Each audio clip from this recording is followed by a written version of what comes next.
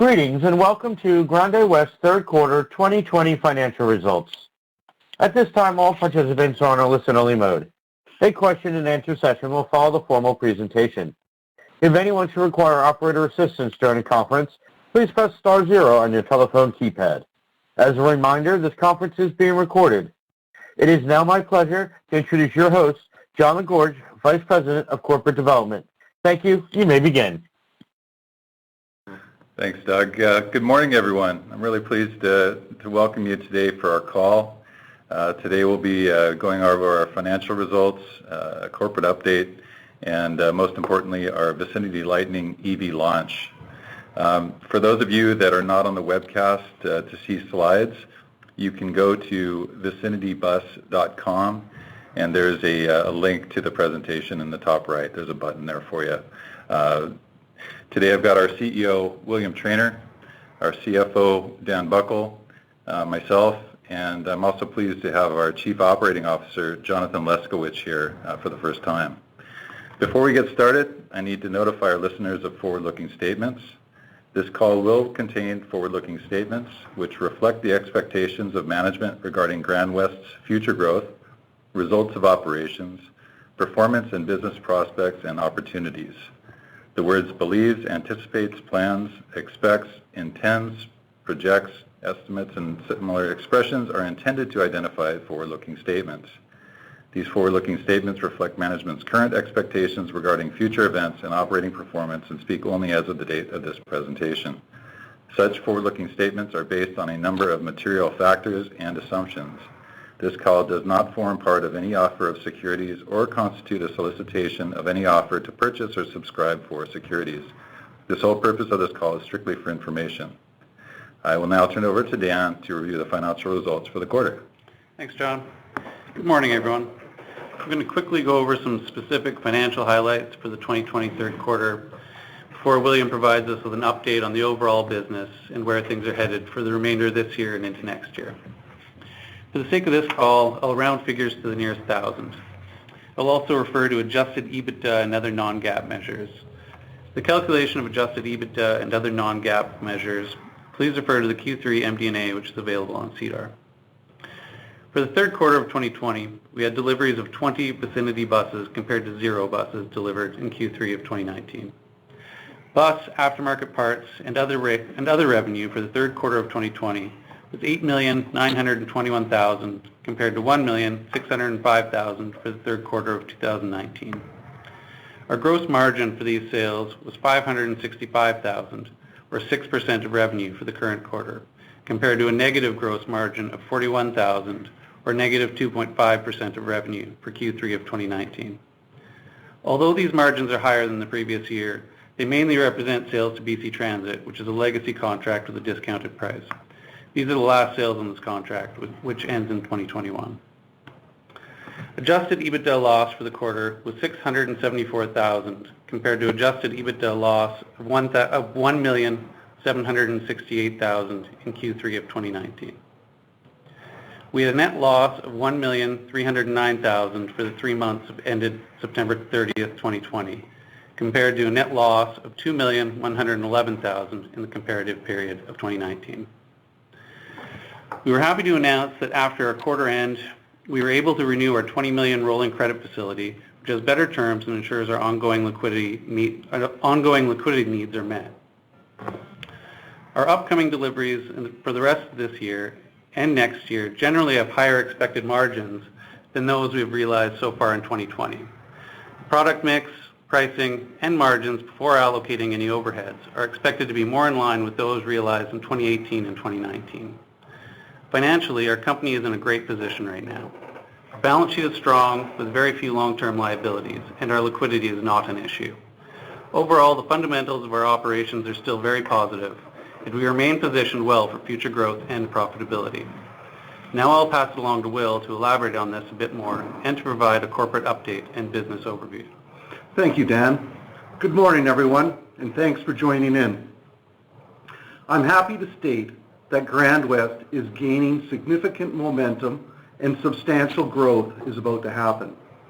I can honestly say we have never before had such a clear and precise picture for the success of the company. For example, we have over $50 million in orders to deliver from now till the end of Q1 2021. Manufacturing is going well. We have strengthened and expanded our global supply chain, and it's working better than ever. Operations are running very smoothly. I'm pleased to announce we have successfully implemented our new Siemens PLM operating system. This is an operating engineering platform that brings Grande West to a Tier 1 OEM level. This system allows us to control projects and develop new product, much like the newest Vicinity electric bus. We have just completed our capital raise, which was oversubscribed. This is impressive in itself. So in saying that, I'd like to thank everyone who participated and for their continued support. This capital will allow Grande West to bring to market the very best EV in our market segment. It'll also fund Grande West for our state of Washington manufacturing and much needed USA headquarters. We have a solid U.S. strategy in place. In order to grow our sales in the U.S., we've ramped things up a bit. We'll expand our dealer network substantially and take a greater control of the sales and manufacturing processes in the U.S. This starts with our USA headquarters and our new manufacturing assembly facility in the state of Washington. We selected a location in Washington that is a 30-minute drive from our Langley location. It is central to the Bellingham International Airport. This will work well for customers' delivery and acceptances.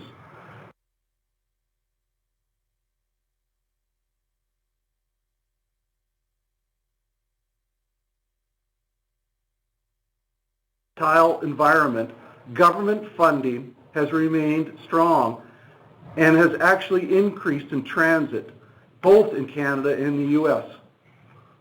Reason is possibly that the necessity for social distancing requires more buses. Both countries have approved emergency funded for transit for operations and new bus purchases. In Canada, dedicated funding of $1.8 billion for public transit has been included in the Safe Restart program. Also, the Canadian government has provided a $1.5 billion fund to achieve the goal of having 5,000 new electric transit buses on the road by 2025. In the U.S., the federal government has awarded $25 billion in emergency funding grants to public transit systems. Also, approximately $15 billion was announced as part of the HEROES Act, providing additional transit funding. And then, of course, there's the standard FAST programs from the FTA. Grande West is now positioned perfectly to accommodate all of these requirements for new bus funding. Part of our strategic plan has been to expand our product line by adding the Vicinity LT models to our existing product lineup. Our smaller LT buses will provide Grande West access to the high-end cutaway bus market segment. This market has over 20,000 buses in annual sales. Municipalities of all sizes across Canada and in the U.S., along with private operators in multiple sectors, are looking for a more robust, low-floor, accessible bus to replace their cutaways. And due to the success of our HD model, which now has over 500 units operating successfully, we have a proven market acceptance. Our Vicinity LT answers this new demand and should capture a great part of this market segment, both in gas and our new electric vehicle. Currently, our parts revenue is approximately $800,000 per quarter, and this, as well as residual parts revenue coming from new products, will naturally increase as the buses come off warranty. And now, the big excitement news is our new electric vehicle, the Vicinity Lightning. This is game-changing. We took our time, researched the market and the customer's needs, then brought in the best of the industry-leading elite to help us design and bring to market a superior electric vehicle, thus the Vicinity Lightning.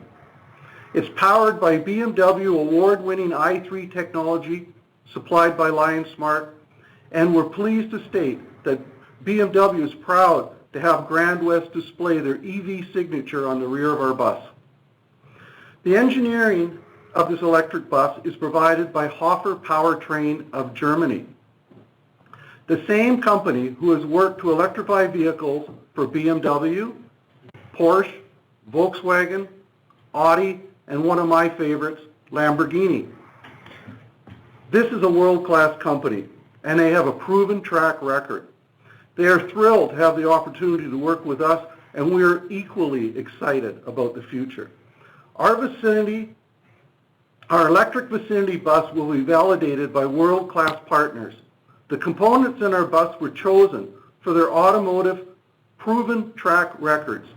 This electric bus is a game changer for Grande West, and we're years ahead of the competition with this product.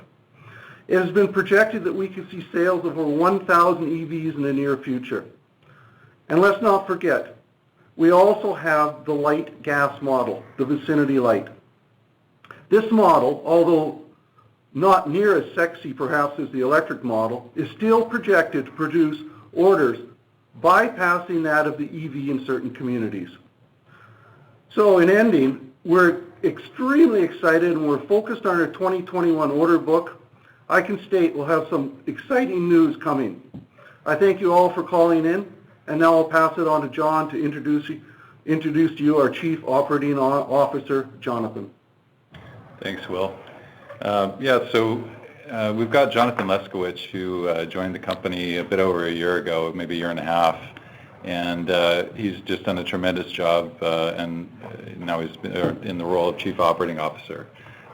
He was working with TransLink for about 16 years before joining us, so he's got extensive experience in the transit space. So he's going to go through the product presentation. So if you're online, you'll see the slides go there, and if not, as I mentioned, you can see the PDF at vicinitybus.com, and then there's the presentation. So with that, I'll turn it over to Jonathan for the presentation. Hello, good morning everyone. I hope you've managed to click on the presentation. You can follow along. So I'm just on the first slide here, and I was thinking it's been just seems like a couple years ago that I was working on diesel buses, wondering if hybrids were really going to take off and when battery electrics were going to hit the market. And now I actually get today to present you the Vicinity Lightning, which is not only a bus of Grande West, but something that I got to co-develop as well. Second page. So what am I going to talk about today? Well, I'm going to talk about the design, customer benefits, the dimensions, technical specs, powertrain components, the batteries, and of course charging infrastructure. So pretty much everything you really want to know about this bus. So what did Grande West do when we looked at the design? You heard that William hinted at what we were doing, and I can tell you one thing we didn't want to do. We didn't want to take our Vicinity heavy-duty model and simply put batteries on the roof and stick an electric motor in the back. We wanted to do something more than that. We wanted to offer our customers something from the ground up. We strongly believe here that an EV bus should be designed from the start as an EV bus. So what does that really mean? Well, we used commercially available components throughout. These are components that are sold in high volume, hundreds of thousands. This increases their reliability. We also took a step back and looked at our partners. We researched them and we found great industry-leading partners that are at the top of their game. Now, we didn't just do that. We put the batteries in the floor. That was the keystone of the design, and we also switched over the wheels to 19.5 inch and switched to hydraulic disc brakes as well. This means our customer focus, which is community shuttles, paratransit, universities, airports, are going to have a lot easier time maintaining and developing and working with the bus. So, what are some of the customer benefits? Well, the first one is this bus is full air ride suspension. And what I mean by that is the axles were developed to be air ride. These are not axles that we switched over from spring suspension. They're full air ride. That means a lot smoother, pleasant ride for both the driver and the passengers. We also developed the frame from the ground up. It means we were able to make it lighter. It gave us a really high passenger weight capacity of 37 passengers. This also gives you a longer service life, simplified maintenance, and just a great design overall. Looking at the dimensions, I'm on page 5 now for those following along. You can see that the bus is 28 feet long. You can have 4 mobility aid positions in it. Now, it's very flexible because it is a full low floor design, so you can switch the mobility aid positions for forward-facing seats, and you can also add a rear door if you want. So some of the highlights, like I said before, it's available in a 1 or 2 door model. Now, it also comes with a 6-to-1 entrance ramp, and it's fully ADA compliant right through. We took the wheel wells and we pushed them out. Our smaller front axle enables us to give a wider space in the front of the bus. That means access to the passenger compartment is great.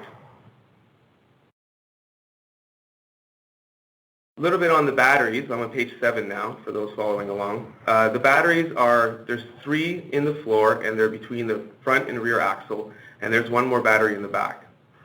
This means the bus has great weight distribution and handling characteristics. Now, these 4 batteries together will give you a range of about 200 kilometers, but you can also expand it to 300 kilometers. So now here's where the design gets pretty smart. Like William mentioned, Hoffer designed our powertrain. So what does Hoffer do? Well, one of the keystones of their technology is they put all the main electronics in one single box. This simplifies the design, it simplifies the wire routing, and simplifies the maintenance on the bus. Now, this single box also powers our T-drive Bruce motor at 295 horsepower. Up front, you have a Parker Vansco dash. This will be familiar to some of you. It provides nice, easy-to-read dial gauges for the driver when he's scooting around town, and then also has an intuitive touchscreen that is easy to use as well. Now, we coupled this with Parker Power Steering because their power steering unit is one of the most reliable in the industry, and I myself have had a lot of experience with it. Now, the backbone of the bus actually is all Parker Vansco electronics too, which is very familiar to the North American market. I'm on page 10 for everyone following along. With the AC, or the climate control of the bus, we also took a step back. Conventional buses typically have a rooftop unit that provides heating and cooling to the passenger compartment. Now, that also provides heating and cooling to the driver, but the driver, he only gets cooling when the passenger compartment is cooling. Now, I've driven a lot of buses myself, and this can be somewhat of a bother. So I wanted this bus to be different, and I wanted us to have heating and cooling like a passenger car or a shuttle. So what we did is we included a front box that has air conditioning as well. This means the driver has full control of his own temperature out front. The Bruce motor is also another win for us. It's a mid-size motor. It has high power to weight ratio density, and it's a higher RPM motor that gives 295 horsepower and 923 foot-pounds of torque. This is a very efficient motor. We chose this with Hoffer because it was their recommendation for the size of our bus. And like I said before, here's the brains of the bus. This is on page 12. It's the Hoffer Power Hub.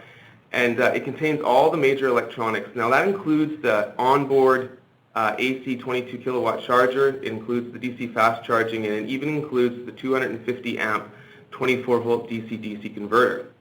Now this unit is all weather and sealed, and it even includes the distribution and fuses. This just really makes the design very simple. Page 13, you'll see a picture of the battery. Why did we choose BMW batteries? Well, because they've produced 500,000 EV vehicles worldwide. They can produce up to 70,000 batteries annually. That means we can get them. When people order the bus, we'll be able to get all the batteries we need. Also, there's safety features on every system level, and they're very compact and lightweight. Plus, this is completely sealed all-weather design. This is the type of battery you would want to use in the floor of a vehicle. A little bit more detail on the batteries on page 14. As you can see, it's 42.2 kilowatts for the batteries. One of the highlights here is that these batteries are direct refrigerant cooled and heated. That means there's no glycol hoses or any sort of mess to deal with there. That also makes the batteries a lot more compact and lightweight. So you might be wondering how fast the Vicinity Lightning can charge. Well, level 2 charging is 5.5 to 6 hours. Now that's with the onboard AC charger, so that requires very little infrastructure. Or you can use a podium-style DC fast charger for 2.5 to 3 hours of charging. Now both charging methods are done with the CCS1 combo charger, which is the industry standard across North America. We just wanted to keep it really simple. We're very proud of our partners, Hoffer, Lion Smart, and of course, the batteries by BMW. And I was glad to be able to give this presentation to all of you today. Thank you. Thanks a lot, Jonathan. With that, I think we'll open up for Q&A. Doug? Thank you. Ladies and gentlemen, at this time we will be conducting a question and answer session. If you'd like to ask a question, you may press star 1 on your telephone keypad. A confirmation tone will indicate your line is in the question queue. You may press star 2 if you would like to remove your question from the queue. For participants using speaker equipment, it may be necessary to pick up your handset before pressing the star key. One moment while we poll for questions.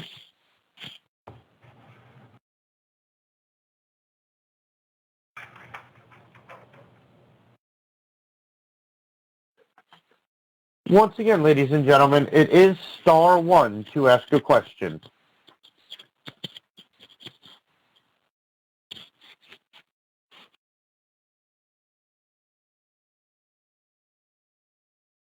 It appears that we have no questions in the queue today.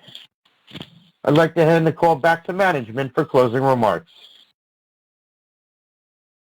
Right on. Well, I'd just like to thank everybody for joining us here today.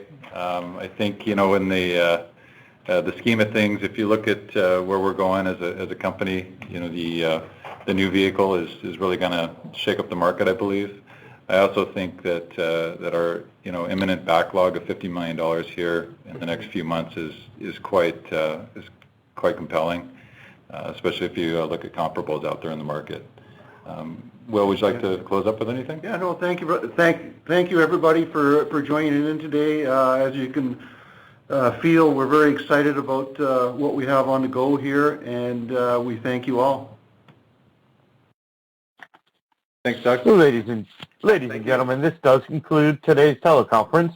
Thank you for your participation. You may disconnect your lines at this time, and have a wonderful day.